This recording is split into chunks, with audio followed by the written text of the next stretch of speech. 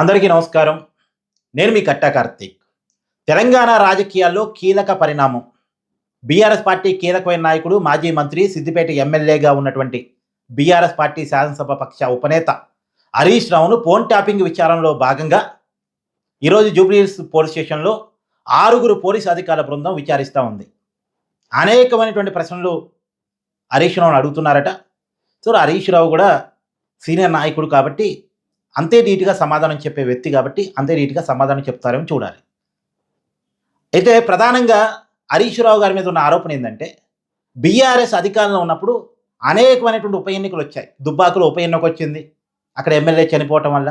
హుజూరాబాద్లో ఉప ఎన్నిక వచ్చింది, ఈటెల రాజేందర్ రాజీనామా చేయటం వల్ల. ఇలా అనేక ఉప ఎన్నికలు, మునుగోడులో బై ఎలక్షన్ వచ్చింది, కోమటిరెడ్డి రాజగోపాల్ రెడ్డి రాజీనామా చేయడం ఫలితంగా. ఆ ఉప ఎన్నికలు వచ్చిన సమయంలో బీఆర్ఎస్ పార్టీని గెలిపించడం కోసం అవతల రాజకీయ పార్టీ నాయకుల ఫోన్లు ట్యాప్ చేసి, అంటే దుబ్బాకులో రఘునందన్ రావుది, హుజూరాబాద్లో ఈటెల రాజేందర్ది, మునుగోడులో కోమటిరెడ్డి రాజగోపాల్ రెడ్డిది, కోమటిరెడ్డి బ్రదర్స్ది, అలాగే కాంగ్రెస్ నాయకుల బీజేపీ నాయకుల ఫోన్ ట్యాప్ చేసి వాళ్ళ సమాచారాన్ని తెప్పించుకొని, వాళ్ళకి ఎక్కడి నుంచి ఫండింగ్ అందుతుంది, వాళ్ళ స్ట్రాటజీలు ఎలా ఉన్నాయి అనే విషయాలు తెలుసుకొని కౌంటర్ స్ట్రాటజీలు వేసి బీఆర్ఎస్ పార్టీ గెలుపు కోసం ప్రయత్నం చేశారు హరీష్ రావు. అంటే అవతల వాళ్ళ ఫోన్ కాల్స్ విని, అవతల వాళ్ళ సమాచారాన్ని తెలుసుకొని దానికి ధీటుగా ప్లాన్లు గీసుకొని బీఆర్ఎస్ పార్టీని గెలిపించుకోవడానికి ప్రయత్నం చేశారు. హరీష్ రావు గారి మీద ఉన్నటువంటి ప్రధానమైన ఆరోపణ ఇది. ఆ రోజు పోలీసు అధికారులతో మాట్లాడి ఎవరు ఫోన్ ట్యాప్ చేయాలి అనేది మొత్తం కూడా హరీష్ రావు గారే డైరెక్షన్ ఇచ్చేవాళ్ళు. అందుకని ఇప్పుడు హరీష్ రావును విచారిస్తున్నాం అనేది విచారణ అధికారి చెప్తున్నమాట. దానికి సంబంధించి అనేక ప్రశ్నలు వేస్తున్నారు. అయితే హరీష్ రావుని విచారణ పిలవడానికి కారణం, ఇక్కడ చక్రధర్ గౌడ్ అనేటువంటి ఒక వ్యక్తి ఇచ్చిన కంప్లైంట్. అంటే ఇప్పటి వరకు ఫోన్ ట్యాపింగ్ కేసు అంటే మనం ఏమనుకుంటాం, కాంగ్రెస్ పార్టీ ప్రభుత్వం ప్రెస్టేజ్గా తీసుకున్న కేసుగా మనం భావిస్తాం. 2023 డిసెంబర్లో కాంగ్రెస్ ప్రభుత్వం అధికారంలోకి వచ్చింది, రేవంత్ రెడ్డి గారు ముఖ్యమంత్రి అయ్యారు. 2024 మార్చిలోనే ఏమో ఫోన్ ట్యాపింగ్ కేసు విచారణ స్టార్ట్ చేశారు. దగ్గర 20 నెలలు దాటింది. ఈ 20 నెలల్లో వచ్చినటువంటి అప్డేట్ ఏంటి? పెద్దగా ఏమీ లేదు. ఈ కేసులో వచ్చిన పురోగతి పెద్దగా ఏమీ లేదు. ఏదో అధికారులను విచారించారు. శ్రవణ్ రావు అన్నారు, ప్రభాకర్ రావు అన్నారు, భుజంగరావు అన్నారు, రాధాకిషన్ రావు అన్నారు, తిరుపతన్న అన్నారు.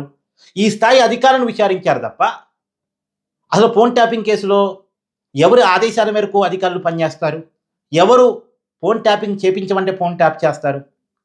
సహజంగా కేసీఆర్, కేటీఆర్ వీళ్ళు చెప్తేనే కదా. అసలు వీళ్ళ మీద కాంగ్రెస్ నాయకులు ఎన్నెన్ని ఆరోపణలు గుప్పించేవాళ్ళు. ఏకంగా రేవంత్ రెడ్డి గారు నా ఫోన్ ట్యాప్ చేశారు, నా ఇంట్లో వాళ్ళ ఫోన్ ట్యాప్ చేశారు, నా ఇంటికి దగ్గరలో టీవీ ఛానల్ సర్వర్ పెట్టుకొని నా ఇంట్లో వాళ్ళ ఫోన్లు ట్యాప్ చేసి విన్నారు, ఇలాంటి రకరకాల ఆరోపణల్ని స్వయంగా రేవంత్ రెడ్డి గారు గతంలో చెప్పారు కదా. కాంగ్రెస్ నాయకులు చెప్తుండేవాళ్ళు కదా. మీడియా అధినేతల ఫోన్లు ట్యాప్ చేశారని, సెలబ్రిటీల ఫోన్లు ట్యాప్ చేశారని, పారిశ్రామికవేత్తల ఫోన్లు ట్యాప్ చేశారని, వాళ్ళ నుంచి బ్లాక్మెయిల్ చేసి ఫండింగ్ తీసుకునే వాళ్ళని, ఇలా రకరకాల ఆరోపణలని కాంగ్రెస్ నాయకులు అప్పట్లో చెప్పేవాళ్ళు. కానీ మరి ఏది అంతవరకు విచారణ పోలేదు ఎందుకు? కేసీఆర్ దాకా, కేటీఆర్ దాకా విచారణ పోలేదు ఎందుకు? ఇద్దరే ప్రజాప్రతినిధులు ఇప్పటి వరకు విచారణను పిలిచారు. ఒకరు చిలమర్తి లింగయ్య, ఇంకొకరు జైపాల్, ఇప్పుడు హరీష్ రావు.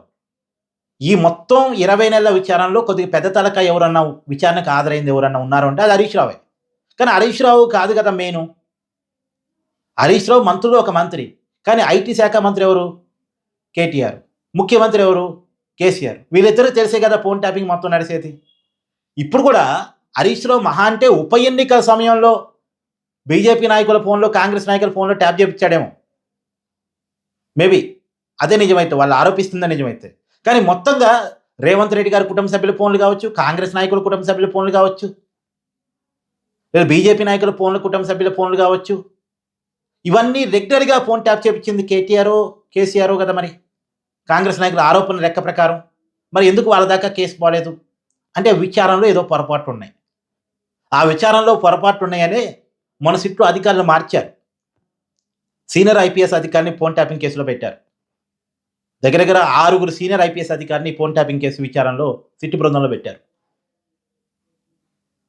అప్పుడే చాలా మందిలో అనుమానాలు వచ్చినాయి. కేసీఆర్కి, హరీష్ రావుకి నోటీసులు పోతాయి ఫోన్ ట్యాపింగ్ కేసులో, అప్పట్లోనే అనుమానాలు వచ్చాయి. ఓవరాల్ ఫోన్ ట్యాపింగ్ కేసులోనేమో కేసీఆర్కి నోటీసులు వెళ్ళొచ్చు అని, ఈ ఉప ఎన్నికలు ఈ సమయంలో బీఆర్ఎస్ పార్టీ స్ట్రాటజీలు ఫోన్ ట్యాపింగ్ ఏమో హరీష్ రావు సంబంధించి విచారణ జరగవచ్చు అని. ఇప్పుడు ఒక ఊహాగానం ఉంది, హరీష్ రావుని అరెస్ట్ చేస్తారా లేదా అని. అరెస్ట్ చేస్తే మాత్రం బీఆర్ఎస్ పార్టీ గట్టిగా ప్లాన్ చేసుకుంటుంది, సానుభూతిని తీసుకురావచ్చుకోవాలి. హరీష్ రావుని అరెస్టుని అడ్డం పెట్టుకొని ఖచ్చితంగా తెలంగాణ బంద్‌కు పిలుపునివ్వాలి, తెలంగాణ వ్యాప్తంగా ఆందోళన చేయాలని బీఆర్ఎస్ పార్టీ గట్టిగానే ప్లాన్ చేసుకుంటుంది. అందులో మున్సిపల్ ఎన్నికలున్నాయి. ఈ టైంలో హరీష్ రావు నిజంగా అరెస్ట్ చేసేటువంటి పరిస్థితి ఉందా అంటే రాజకీయంగా లేకపోవచ్చు. ఎందుకంటే హరీష్ రావుని అరెస్ట్ చేయడం చిన్న విషయమే. అరెస్ట్ చేసిన తర్వాత సరైన ఆధారాలు చూపించలేదనుకో, అది బీఆర్ఎస్ పార్టీకి చాలా అడ్వాంటేజ్ అవుద్ది. ఒకవేళ కోర్టు గనుక రిమాండ్ తిరస్కరించిందనుకోండి అరెస్ట్ చేసిన తర్వాత, మొన్న గనుక జర్నలిస్టుల విషయంలో కోర్టు ఎలాగైతే రిమాండ్‌ని తిరస్కరించిందో, పోలీసులు కష్టపడి పట్టుకున్నారు. రిమాండ్ రిపోర్ట్ రాశారు. ఏమైంది? కోర్టు రిమాండ్ రిపోర్ట్‌ని తిరస్కరించింది. ఇప్పుడు హరీష్ రావు విషయంలో కూడా అరెస్ట్ చేసిన తర్వాత రిమాండ్ కోర్టు తిరస్కరించిందనుకోండి, అది బీఆర్ఎస్ పార్టీ పొలిటికల్‌గా అడ్వాంటేజ్ తీసుకుంటది. కాబట్టి హరీష్ రావుని అరెస్ట్ చేస్తారంటే నేను అనుకోవడం అరెస్ట్ చేయకపోవచ్చని. ఎందుకంటే అధికారుల మీద ప్రభుత్వానికి అంత గ్రిప్ ఉందా? అధికారులు అంత డెప్త్‌గా ఎంక్వైరీ చేశారా? చాలా అనుమానాలున్నాయి. చాలా అనుమానాలున్నాయి. నిజంగా అంత డెప్త్ ఇన్వెస్టిగేషన్ జరుగుంటే 20 నెలల్లో కనీసం కేసీఆర్‌కో నోటీసులు ఇచ్చి విచారించే పరిస్థితి ఎందుకు లేకుండా పోయింది? చేసినవేమో పెద్ద పెద్ద ఆరోపణలు. కానీ విచారణలో కనపడుతున్నాయి, పెద్దగా ఏమీ లేదు. పురోగతి ఏమీ లేదు. రేవంత్ రెడ్డి కుటుంబ సభ్యుల ఫోన్‌లు ట్యాప్ చేశారంటే రేవంత్ రెడ్డికి ఎంత సీరియస్‌గా ఉండాలి ఈ కేసు? ఎందుకో అనుకున్నంత సీరియస్‌గా లేదు, కేసు పురోగతి లేదు అనేటువంటిది ఆరోపణలు, అభియోగాలున్నాయి. సో, మొత్తంగా ఫోన్ ట్యాపింగ్ కేసు మీద మీ అభిప్రాయాన్ని కూడా కామెంట్ రూపంలో తెలియజేయండి. ఆరోపణలైతే చాలా మంది చేశారు. మా ఫోన్ ట్యాప్ చేశారు. మా కవిత కూడా చెప్తుంది, నా ఫోన్ కూడా ట్యాప్ చేశారని. కేసీఆర్ బిడ్డే చెప్తుంది, నా ఫోన్ ట్యాప్ చేశారు, నాకు సంబంధించిన ఫోన్ ట్యాప్ చేశారని.